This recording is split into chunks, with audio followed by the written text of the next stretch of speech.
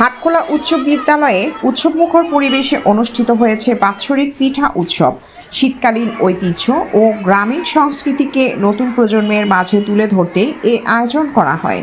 শিক্ষার্থীরা নিজেদের উদ্যোগে পাটিসাপটা, ভাপা পিঠা, চিতই ও দুধ চিতই সহ নানা ধরনের ঐতিহ্যবাহী পিঠা তৈরি করে উৎসবের স্টল সাজায়।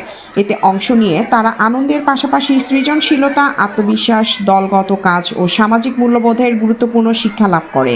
অনুষ্ঠানে উপস্থিত ছিলেন বিদ্যালয়ের শিক্ষক ও শিক্ষার্থীদের অভিভাবকবৃন্দ, যারা এমন উদ্যোগকে স্বাগত জানান এবং ভবিষ্যতেও এ ধরনের আয়োজনের ধারাবাহিকতা কামনা করেন।